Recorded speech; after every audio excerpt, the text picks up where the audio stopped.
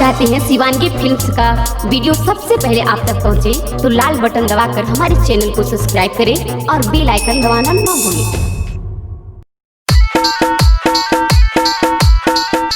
ओ गाय चराने वाला लड़का। जी मैडम जी बोली। इधर आइए। मैं दिल्ली से बिहार मोकामा पहली बार आया हूँ। मुझे ये बताओ यहाँ कौन कौन सा जगह घूमने का फेमस है। मैडम जी यहाँ तो बहुत कुछ घूमे के जगह बा, लेकिन कहाँ कहाँ घूमे हम रही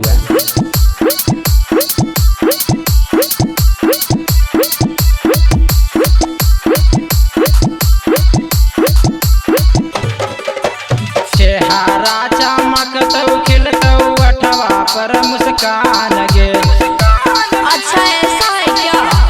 चेहरा चमकतौ खिलतौ अठवा पर मुस्कान गे। चल गे छौड़ी तोरा घुमैब मोकामा बड़ा ही टाल गे। चल गे छौड़ी तोरा घुमैब मोकामा बड़ा ही टाल गे।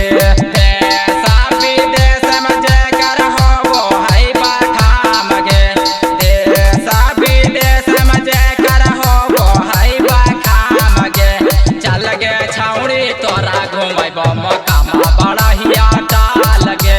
चल गे छौड़ी तोरा घुमैब मोकामा बढ़िया टाल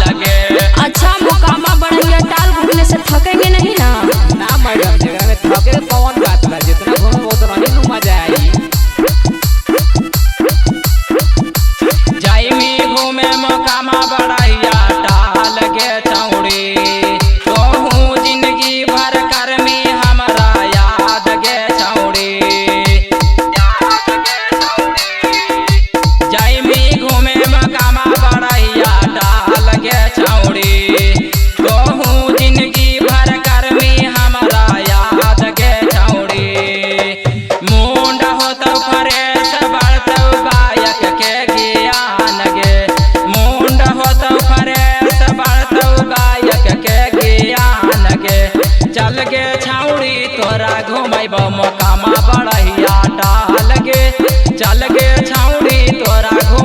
मोकामा बढ़िया टाल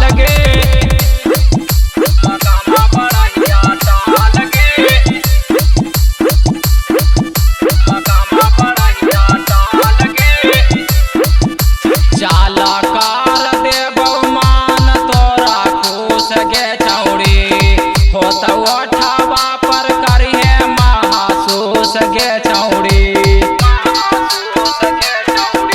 चाला कर देबौ मान तोरा खुश गे छौड़ी होतौ ओठावा पर करिहे महसूस गे छौड़ी। रांझितिया माना माँ के बुझै नैयन जान गे। रांझितिया माना माँ के बुझै नैयन जान गे। चल गे छौड़ी तोरा घुमैब मोकामा बढ़िया टाल गे। चल गे छौड़ी तोरा घुमैब मोकामा बढ़िया टाल गे। Shivangi recording studio Rajgir. मोकामा बढ़िया टाल से जाने का मन नहीं कर रहा है। तो रह जाई काहे जाते हैं।